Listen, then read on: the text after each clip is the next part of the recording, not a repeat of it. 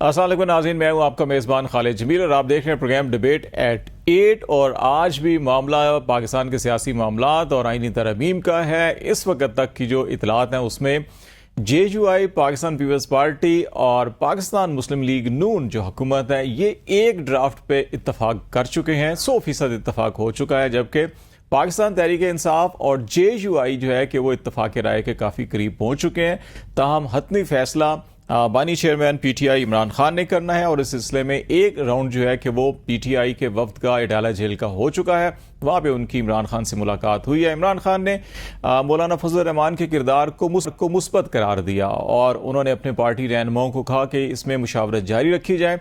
और इसके अलावा उन्होंने अपने मजीद चीफ मिनिस्टर खैबर पख्तूनख्वा, पंजाब में अपोजिशन लीडर और कायदे ऐवान जो हैं, जो पार्लिमानी लीडर हैं शिबली फराज सेनेट के अंदर, उनसे जो है कि मुलाकात की ख्वाहिश का इजहार किया है कि पीर को उनसे मुलाकात करवाई जाए ताकि उनसे भी मुशावरत हो और फिर हतमी फैसला किया जा सके। मीनवाइल अख्तर मेंगल साहब जो मुल्क से बाहर थे, नेशनल असम्बली से वो इस्तीफ़ा दे चुके थे और गुज़िश्ता 2 दिनों से उनके जो सेनेटर्स हैं, मेंबर्स पार्लियामेंट हैं, उनकी जानिब से जो बड़े तशवीशनाक बयानात आ रहे थे कि उनको हॉस्टेज बनाया गया या उनके फैमिली मेम्बर्स को हॉस्टेज बनाया गया है, उसके तनाजुर में अख्तर मेंगल साहब भी अचानक आज वापस इस्लामाबाद पहुंचे हैं और उन्होंने भी मौलाना फजल रहमान साहब से मुलाकात की है। ये मामला किस तरह बढ़ेगा? सेनेट कौमी असम्बली के इजलास भी आज सुबह से लेके अब तक जो है कि बार बार रीशेड्यूल हो रहे हैं, लेकिन ये मीटिंग अभी तक नहीं हो सकी, बिल्कुल वैसे ही जैसे सितंबर के वस्त में हो रहा था। तो ये सारे मौज़ूआत हैं जिनके ऊपर बातचीत करेंगे। बैरिस्टर तैमूर मलिक हमारे साथ होंगे, पाकिस्तान तहरीक इंसाफ आपका तल्लक है, और रज़ा हारून साहब पाकिस्तान पीपल्स पार्टी से आपका तल्लक है। रज़ा हारून साहब से शुरू कर लेते हैं। रज़ा साहब ये बताएं कि जो सूरत हाल हम सितंबर के वस्त में देख रहे थे वही अभी अक्टूबर में हमें नज़र आ रही है। अक्टूबर के वस्त में उस वक़्त भी तमाम चीज़ें तैयार थीं और सुप्रीम कोर्ट की जानिब से जो वज़ाती एक लेटर या डिसीजन कह लें, जो इलेक्शन कमीशन ऑफ पाकिस्तान ने वज़ात मांगी थी वो जारी हुई थी, जिसके बाद सारा मामला जो है कि वो रुक गया और उस वक़्त भी बार बार शेड्यूल चेंज हो रहे थे। आज अभी भी हम जिस स्टेज पे खड़े हैं, सुप्रीम कोर्ट की दूसरी वज़ात सामने आई और अभी भी जो इत्तफाक राय नहीं बन पा रहा, इजलास बार बार शेड्यूल हो रहे हैं। तो आप समझते हैं कि जो होमवर्क होता है, आप इतनी बड़ी एक कॉन्स्टिट्यूशनल अमेंडमेंट्स करने जा रहे हैं कि स्ट्रक्चर चेंज होता है पूरी की पूरी जुडिशरी का, इसके अलावा भी कुछ और चीज़ें हैं, तो उसके लिए होमवर्क की कमी रह गई है कहीं, या क्या मसला हुआ कि ये बार बार हुकूमत को सुबकी का सामना करना पड़ रहा है और अभी भी सूरत हाल करीब तो दिखाई दे रही है लेकिन हतमी नहीं दिखाई दे रही कि वाकई अगले ये ख़ास तौर के 25 तारीख तो डेडलाइन हुकूमत की, हल्के कह रहे हैं कि हमने रखी है कि उसके अंदर शायद हो या ना हो। तो इस सारी सूरत हाल के ऊपर कैसे कमेंट करेंगे आप? देखिए, एक कॉन्स्टिट्यूशन अमेंडमेंट का एक प्रोसेस होता है और जब पहली दफा आपने सही कहा, जब ये सितंबर में हो रही थी तो यकीन उसमें कंसल्टेशन की कमी रह गई थी, मुशावरत की कमी रह गई थी, मुख्तलिफ सियासी जमातों की जानिब से जो है वो ये कमी रह गई थी, जिससे बात की जाए मुसवदा शेयर हो, तो ये तमाम शिकायत थी। लेकिन इस दफा आपने देखा होगा कि भरपूर कैंपेनिंग हुई है, मुसवदे के जो अहम नुकात हैं उस पर डिबेट भी हुई है। खासतौर पे मैं जिक्र करना चाहूंगा चेयरमैन बिलावल भुट्टो ज़रदारी साहब का, कि उन्होंने ना सिर्फ बार्स में जाकर खिताब किया, वकला से बात की, सिविल सोसाइटी से बात की, मीडिया को अपने इंटरव्यूज दिए। उसके अंदर उन्होंने इस बात को जो है वो यकीनी बनाया कि अपने मौकिफ को आईनी तरमीम के हवाले से, कॉन्स्टिट्यूशनल कोर्ट हो, जुडिशियल अपॉइंटमेंट हो, उसको भरपूर तरीके से उन्होंने लॉबी की। इसके साथ साथ सियासी मुलाकातों का सिलसिला आपको ज्यादा नजर आया होगा कंसेंसस डेवलप करने के लिए। मौलाना फजल रहमान साहब की रिहाई का जो फोकस हुई है, इसके अलावा भी प्राइम मिनिस्टर साहब की, नवाज शरीफ साहब की, जरदारी साहब की, बिलावल भुट्टो साहब की और दीगर पार्टियों की आपस में मुशावरत हुई है। तो अब ये वो प्रोसेस उस तरह का प्रोसेस नहीं है जैसे हमने सितंबर में देखा था। अभी तक ये कोशिश की जा रही है कि ये इसको हम एक कंसेंसस के तौर पर हम डेवलप करें और आईनी तरमीम का जो मुसवदा है उस पर तमाम लोगों का इत्तफाक हो। आपने देखा होगा कि बहुत सारी जो डिमांड्स थी उससे एक कदम पीछे भी हटाया गया है ना, एक कदम पीछे भी लिया गया है कि भाई 2 कदम आगे जा रहे थे, एक कदम पीछे ले लिया कि चले कॉन्स्टिट्यूशनल कोर्ट नहीं, कॉन्स्टिट्यूशनल बेंच की बात कर लेते हैं, चले जुडिशियल अपॉइंटमेंट में 2 नुकात पे आपको थोड़ा बहुत उस पर रिजर्वेशन है, उस पर बात कर लेते हैं। लेकिन ये नहीं हो सकता कि सियासी जमातें आपस में बात कर रही हों, तमाम बातें तय होती जा रही हों, फिर अचानक जो है वो एक सियासी जमात खड़े होकर बोल दे कि जी ये प्रोसेस जो है पूरा दोबारा से शुरू किया जाए। तो ये स्टॉलिंग की प्रोसेस कहलाती है, टाइम बाइंग की प्रोसेस कहलाती है। उसमें उनका अपना जाती नजरिया होगा, कोई पार्टी का जाती मफाद होगा, कोई जाती उनका सियासी फायदा होगा। लेकिन इस प्रोसेस के अंदर इस दफा इस प्रोसेस के अंदर आपको कम से कम ये शिकायत नहीं मिलेंगी या ये ख्याल नहीं रह जाएगा कि जो एक प्रोसेस होता है वो पार्लियामान के अच्छा, अंदर इस आवाज इस का, तासुर लॉबिंग को का, इस कैंपेनिंग का, तासुर वो को पूरा कितना हुआ। आप जाहिल करेंगे कि ये शायद ये जो मखसूस नशिस्तों का फैसला है उससे जो हुकूमत या जो असल हुकूमत के हल्के हैं वो नाराज़ हो गए हैं और इसलिए वो चीफ जस्टिस मंसूर शाह साहब को नहीं बनाना चाहते, तो अब जो 3 का पैनल की बात हो रही है या ये सारे मामलात हैं, इसीलिए शायद ये 25 से पहले करवाने की कोशिश की जा रही है। ये तासुर दुरुस्त है या गलत है? ये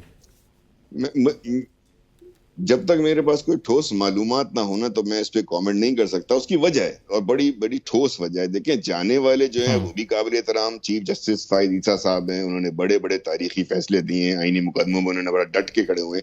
आने वाले चीफ जस्टिस आज के दिन तक जो आइन है उसमें मंसूर अली शाह साहब हैं। लेकिन जब हम नाम लेके डिस्कस करना शुरू कर देते हैं ना, तो हम जाने वाले को तो कम, उसने तो जाना है, आने वाले को कंट्रोवर्शियल बना रहे हैं। सही। उनको उनके लिए किसी सियासी पार्टी का वकील बनना उनकी अपनी क्रेडिबिलिटी, ऑनर के लिए नुकसानदेह है। वो नहीं चाहते होंगे, उनकी ख्वाहिश नहीं थी। 25 तारीख को जो आइन कह रहा होगा, 26 को जो आइन कह रहा होगा, वो आइन सुप्रीम होगा, वो इन प्लेस होगा, उसके मुतालिक अपॉइंटमेंट हो जाएगी। तो मैं नहीं समझता कि हमें अपनी गुफ्तगू में उस आईनी तरमीम पे ना सिर्फ अगले चीफ जस्टिस की बल्कि आने वाले मुतादे चीफ जस्टिस की हवाले से बात करनी चाहिए। नाम लेके गुफ्तगू करने से एतराज करना चाहिए। बड़े काबिल जज हैं, मेरी बड़ी रिस्पेक्ट है। मैं तो उनको चीफ जस्टिस जब पंजाब के थे जब से फॉलो कर रहा हूँ। He is very vocal, very honourable, very direct, very credible. But when we start advocating for him, फिर आप उनको खामखा एक पॉलिटिकल कल्चर नहीं, मैंने कहा ये तासुर है ना, ये पार्लियामान के राहदारियों के अंदर, इक़्तिदार की राहदारियों में ऐसी बातें हो रही हैं तो तब बात कर रहे हैं। जरा बैरिस्टर तैमूर साहब, यकीनन चलें, अगर सरगोशियां हो भी रही होंगी तो कम से कम सियासी पार्टियां अगर ओपनली ये बात करेंगी खालिद भाई, तो गलत है ना। सरगोशी आप कमरे में बैठ के कर लें, अभी माइक बंद करें, कोने में जाके बात कर लें। ठीक है, जब आप एक आवाम के सामने मुद्दा पेश कर रहे हैं, मुकदमा पेश कर रहे हैं, तो फिर आने वाले के लिए मुकदमे की किसी नहीं होना चाहिए। तैमूर मलिक साहब, ये जो है कि कहा कि एक प्रोसेस ऑलमोस्ट कंप्लीट हो चुका है और पीटीआई शायद कोई नया स्टैंस ले रही है, दोबारा से शुरू करें। जो आज मुलाकात हुई वहाँ पे हमें ये नज़र आया कि जो ऐलान हुआ है कि जी इमरान खान ने इसको मुस्बत पेशरफ्त करार दिया या मुस्बत अमल करार दिया, जो मुशावरत हो रही है, और इसको जारी रखने पे उन्होंने कहा जी आप जारी रखें। तो वो कोई की जा रही थी कि शायद वो कहेंगे जी हम तो फॉर्म 47 की पार्लियामेंट या हुकूमत को मानते ही नहीं, तो ये तरमीम कौन सी कर रहे हैं, हम इनसे बैठते ही नहीं, बात ख़त्म करते हैं। लेकिन उसके बरक्स हमें स्टेटमेंट नज़र आया, विच इज़ गुड साइन। लेकिन ये जो अभी मंडे को भी कहा उन्होंने जी अली अमीन गंडापुर साहब या उमर अयूब को भी, और अपोजिशन लीडर पंजाब के भी, और जो सेनेट के अंदर भी अपोजिशन लीडर शिबली फराज हैं, उनको भी वो मीटिंग करना चाह रहे हैं। तो ये नया प्रोसेस होगा या आप समझते हैं कि अच्छा जहाँ पे इतनी ताखीर हुई है 1 दिन 2 दिन और सही? रहीम, पहले तो देखें, रज़ा भाई ने बड़ी अच्छी पढ़ी लिखी बातें की हैं और सारी चीज़ें एक्सप्लेन की, लेकिन मैं थोड़ा सा उनकी बात को क्लैरिफाई करना चाहूँगा। देखें, ये जो 18वीं तरमीम का जब ये जमातें, इनकी जमात भी क्रेडिट लेती हैं, तो वो कोई 10 महीने के ऊपर मुश्तमिल एक सफ़र था, वो कोई 10 दिन में नहीं हो गया था। यहाँ भी ये इन्होंने खुद माना, जो कि अच्छी बात है, कि पिछली दफ़ा जब ये इन्होंने इतवार के दिन रात की तारीखी में पास कराने की कोशिश की थी, जो नाकाम हुई, वो जो है बग़ैर मशवरे के किसी से मुशावरत की थी। अब बिल्कुल हमारी भी मौलाना फजलुर रहमान की जमात के थ्रू और वो जो कमेटी है उसके थ्रू हमने बिल्कुल कुछ इस अमल का हिस्सा लिया है, ड्राफ्ट कुछ देखे हैं। लेकिन हमारे तहफ़्फ़ुज़ात जो हैं वो कानूनी हैं, हमारे तहफ़्फ़ुज़ात आइनी हैं, और उनके ऊपर मसला ये है कि देखें, जो ये बात करते थे आइनी अदालत की, अब ये बात कर रहे हैं आइनी बेंच की। आइनी बेंच के ऊपर बात की जा सकती है, ख़ासतौर पे अगर इमरान खान साहब ने ये कह दिया है कि आप मुशावरत का अमल जारी रखें, जो खुशाइन बात है जिस तरह आपने कहा। लेकिन वो आइनी बेंच जो है, अगर वो नॉन जुडिशल लोग, वो एक पार्लियामान की मेजॉरिटी कमेटी जो है, वो अगर उसके ऊपर तैनातियों का फैसला करेगी, तो ये इंडिपेंडेंस ऑफ जुडिशरी को, अदलिया की आज़ादी को अंडरमाइन करेगी चीज़। फिर दूसरी बात चीफ जस्टिस की तैनाती से मुंसलिक है कि ये एक पैनल ऑफ जजेस में से चाहते हैं कि अगेन जो पार्लियामानी और जुडिशल कमेटी है, जिसमें हुकूमत के अरकान की मेजॉरिटी होगी, कि वो डिसाइड करे कि अगला चीफ जस्टिस कौन होगा। देखिए, इसमें फिर एक बहुत हुकूमत वक्त का चीफ जस्टिस के ऊपर असरअंदाज होने का जो एक तासुर है और खदशा है, वो बहुत बड़ा है। सो उसको अगर ये हटा दें, ये 2-3 बातें हैं, जो बाकी चीज़ें हैं बिल्कुल उनके ऊपर बात हो सकती है।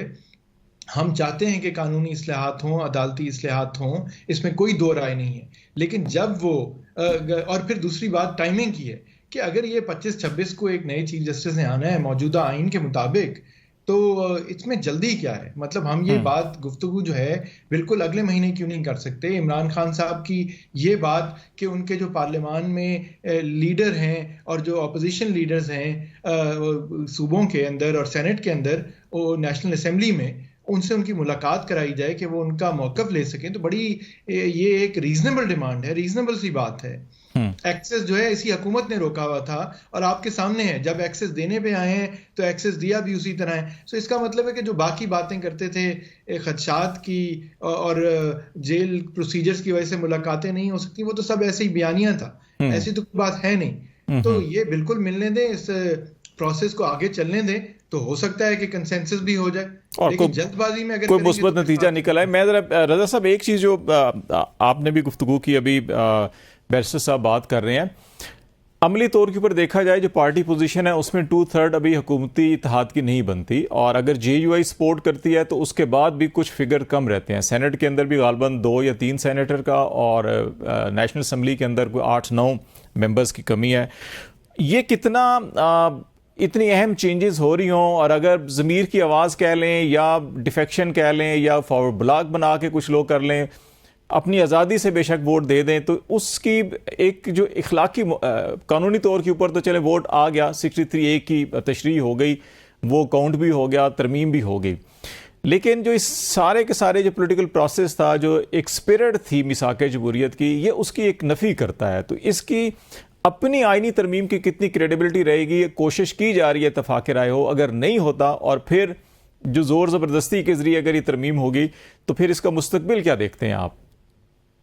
भाई आईनी तरमीम जो है ना, इट्स अबाउट नंबर्स, 2/3 मेजोरिटी। वहां उस हवाले से कोई यही नहीं लिखा गया कि कौन वोट करेगा कौन नहीं करेगा, किसका एक्सेप्ट होगा किसका नहीं होगा। तो वहां तो एक सिंपल नंबर गेम है, इसीलिए 2/3 का जिक्र कर दिया गया है।